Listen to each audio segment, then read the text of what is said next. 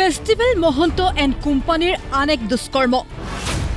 অংশগ্ৰহণকাৰীক জনোৱা নাছিল জুবিন গাৰ্গৰ মৃত্যুৰ খবৰ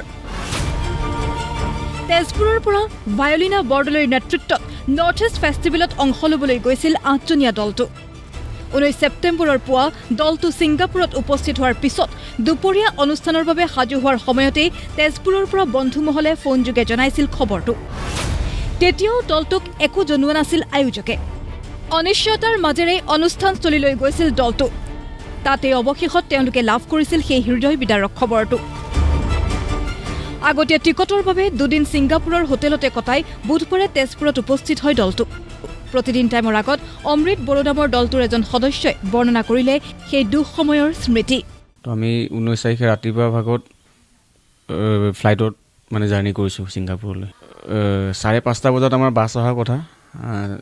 য'ত আমাৰ ইভেণ্ট হ'ব সানটেক্স চেণ্টাৰত তালৈকে আমাক লৈ যোৱাৰ কথা তো 5:30 বজাৰ আগতে আমি তাক কি কয় ড্ৰেছ কৰিবলৈ কাৰণে আমি যেতিয়া 5টামান বজাত সাজু হৈছিলোঁ তেতিয়া ইয়াৰ পৰা মোক হোৱাটছএপ কল আহিছে মোৰ লগৰবোৰে মোক ফোন কৰি পেলাই সুধিছে যে বোলে এনেকুৱা জুবিনদাৰ এক্সিডেণ্ট হৈছিল তহঁতে গম পাওঁনে কথাটো তো মানে এনেই উৰাই দিলোঁ কথাটো তাই কি ফটো আমি কৰি আছোঁ কিন্তু সেইটো এটা কল নহয় তাৰপিছত মানে ঢেৰ কল আহিলে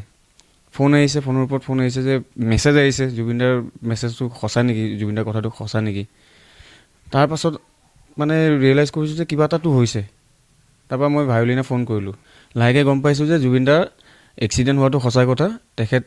ICUত আছে 6:30 বজাত তাৰ টাইমত 6:30 বজাত আমি কনফাৰ্মলি গম পাইছোঁ যে তেখেত একচুৱেলি নাই সেইখিনি সময়ত আৰু সেইখিনি সময়ত আমি কি কৰিম আমি 8জন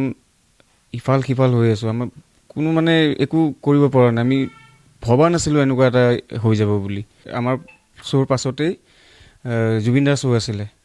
আমি বহুত আশা লৈ মানে বিৰাট হেঁপাহ লৈ পেলাই গৈছিলোঁ যে জুবিনদাক লগ পাম তেখেতৰ লগত আমি এটলিষ্ট লগ পাই কথা বতৰা অলপমান পাতিব পাৰিম কাৰণ জুবিনদা এনেকুৱা এজন মানুহ যিজনে অসমৰ পৰা আহিছে বুলি ক'লে তেখেতে বাহিৰা দেশত অসমৰ